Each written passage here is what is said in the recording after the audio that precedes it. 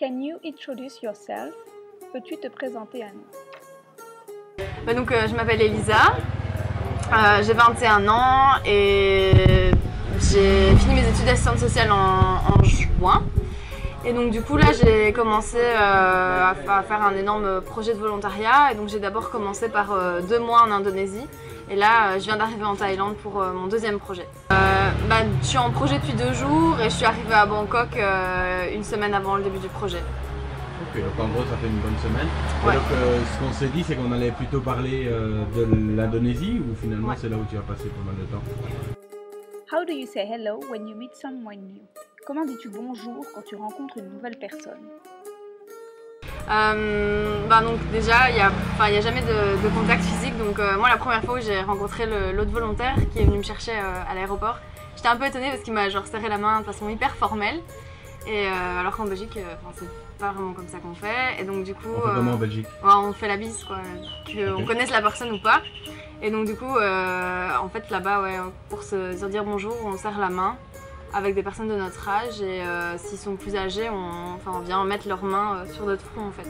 Et donc quand on est avec des plus jeunes, ils font la même chose avec nous. Donc c'est assez surprenant, c'est vraiment s'incliner devant la personne et tout ça. Donc, du coup voilà. Après quand on connaît les personnes, on peut, pour se dire au revoir, des fois on peut faire des accolades, mais ça va vraiment être juste les femmes entre elles. Il n'y a aucun homme qui a essayé de me faire une accolade ou quoi, même quand j'allais partir et que je disais au revoir à des personnes que j'ai côtoyées pendant 2 mois, c'était juste avec les Comment femmes. s'est passé le contact avec les locaux? How was the contact with the local? C'était vraiment génial, les gens sont hyper chaleureux. D'ailleurs, directement, moi je suis arrivée dans une famille et on est directement hyper impliqués dans ce qui se passe. Ils sont super gentils, c'est hyper souriant. Et d'ailleurs, moi la façon dont je devais appeler la personne qui était responsable de moi, on va dire, c'était Ibu, donc ça veut dire mère en fait. Donc dès qu'on s'adresse à quelqu'un qui est plus âgé, on lui parle en tant que mère, et donc directement on sent qu'il y a quand même un lien privilégié avec la personne, quoi. Donc ouais, je me suis sentie super bien. Après c'est clair que c'est pas toujours évident de gérer les différences et de gérer, des fois on comprend pas trop ce qui se passe, on parle pas la langue, on est complètement perdu. Mais là-bas c'est super important de tout le temps garder le sourire, donc même si ça va pas, tout le monde va garder le sourire et ça aide un peu aussi à améliorer les situations, quoi. Donc moi j'étais à Makassar, c'est une île qui est en Indonésie et c'est un peu la ville centrale d'une des îles. En fait, donc il y a une langue officielle, c'est le Bahasa Indonesian. Et après, ils ont à chaque fois des langues par rapport aux tribus. Donc en fait, ils ont un peu la langue officielle qu'ils apprennent à l'école. Et puis après, quand on est dans les familles, etc., ils parlent tout le temps les langues. Donc en fait, même s'il y a des mots que j'ai appris, des fois quand je me retrouvais dans des familles, ils parlaient la langue de la tribu. Et donc en fait, même l'autre volontaire, il comprenait pas parce qu'il appartenait pas à la même tribu.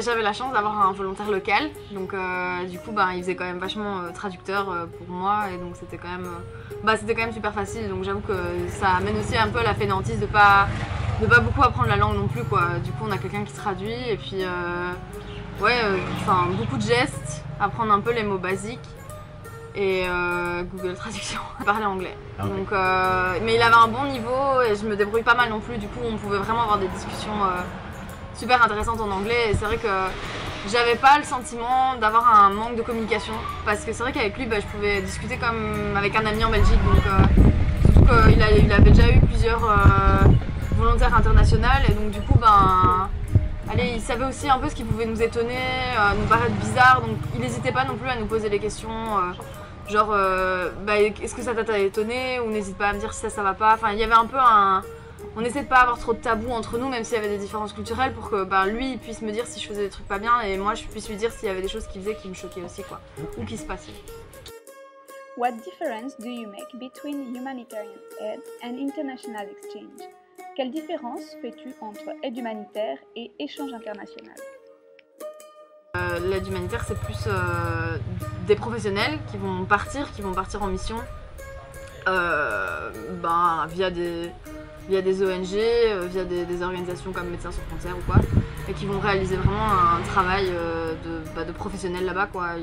Par exemple, moi je suis assistante sociale, j'ai mon diplôme d'assistante sociale, mais je suis pas partie en volontariat ici en tant qu'assistante sociale. Je fais pas du tout je suis pas du tout dans cette relation-là avec les gens, quoi.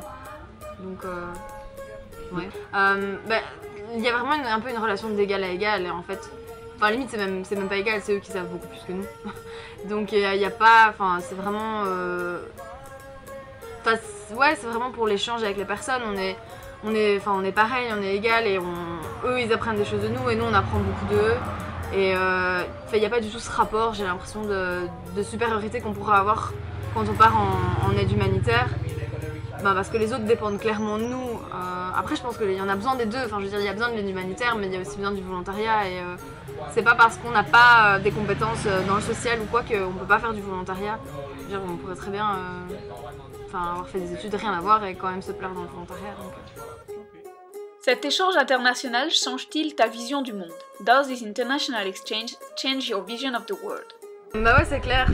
Concrètement, ça a été hyper marquant et je me rends pas encore compte en fait de tous les impacts que ça peut avoir sur moi et que ça a pu avoir parce que, comme je dis, j'ai encore 2 projets qui vont arriver, un en Thaïlande et au Cambodge et encore un après en Inde. Donc je pense que ça va encore blinder changer.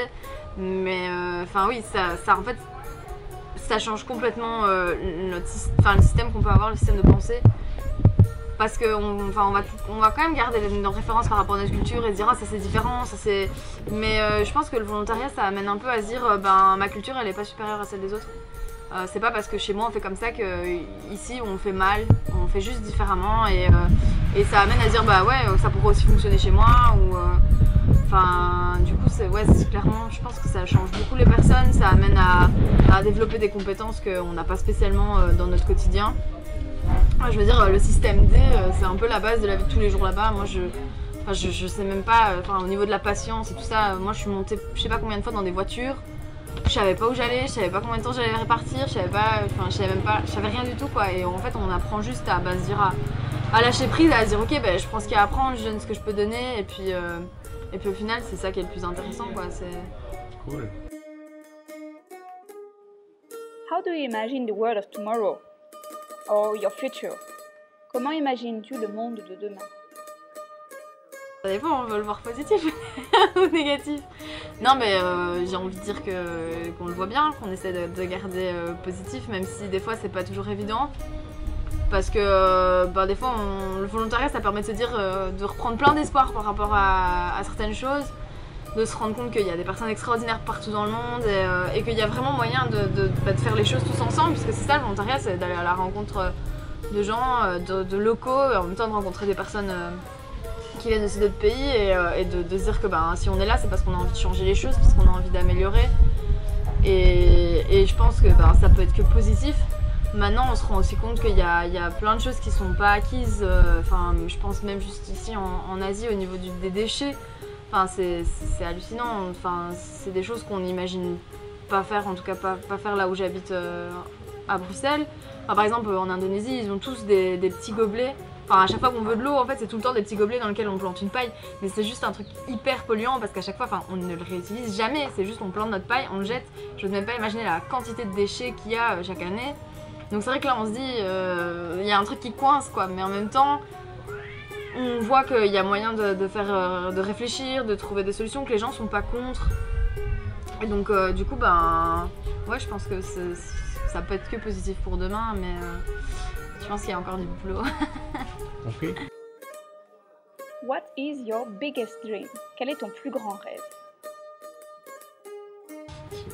Je sais pas parce que c'est compliqué de dire son plus grand rêve quand on est déjà en train de vivre un truc qui paraît être totalement irréel, donc je sais pas, je crois que pour le moment j'essaye pas de me projeter dans un grand rêve, je pense que j'essaye juste de vivre ce que j'ai à vivre là maintenant, de profiter et puis me dire que je suis en train de vivre ce que beaucoup de gens pourraient appeler un rêve et que moi je suis dedans et que ça me plaît, donc j'ai pas envie de me projeter dans autre chose en fait, j'ai juste envie de vivre ce que je vis pour le moment. Ok. Do you want to tell something else for the next traveler? Veux-tu dire quelque chose au prochain voyageur? Il y a tellement de trucs. Non, mais je dirais que c'est les gens en fait, c'est juste ça. Parce qu'on y va en voulant donner des choses et en fait on reçoit mais tellement plus qu'en partant on se dit mais je saurais jamais les remercier, je saurais jamais leur redonner autant que ce que eux ils ont pu nous donner. Moi je pense à une famille avec qui je me suis super bien entendue parce que la mère parlait un petit peu anglais. Avec la fille aussi, c'était super intéressant. Et clairement, je suis allée chez eux, j'ai mangé avec eux, ils m'ont emmené visiter des régions absolument magnifiques de l'île. Et même s'il y a des trucs qui peuvent mal se passer pendant le volontariat, même s'il y a des moments où on a juste envie de manger un plat de chez nous, on a envie d'appeler ses parents en disant mais qu'est-ce que je fous là? Enfin, après on descend juste les escaliers, on va juste à la rencontre des gens et on se rend compte que ça va aller et qu'en fait tout est relatif quoi. Et ouais, je sais pas, il y a tellement d'anecdotes que je pourrais raconter. How do you say goodbye to someone, both in gesture and in word? Are there different goodbyes? Comment dis-tu au revoir à quelqu'un, tant dans la gestuelle que dans les mots utilisés? Y a-t-il différents au revoir? Bah oui, on va pas faire la vie. Ça se passe comment? Non, on dit au revoir. En fait, pareil que pour dire bonjour, quoi, on va faire avec la main. Donc en prenant la main de la personne plus âgée, en la mettant sur sa tête. Et si c'est quelqu'un du même âge, on va juste serrer la main. Et voilà. Ok. Et ici en Thaïlande? Pour dire bonjour ou pour dire au revoir? Au revoir.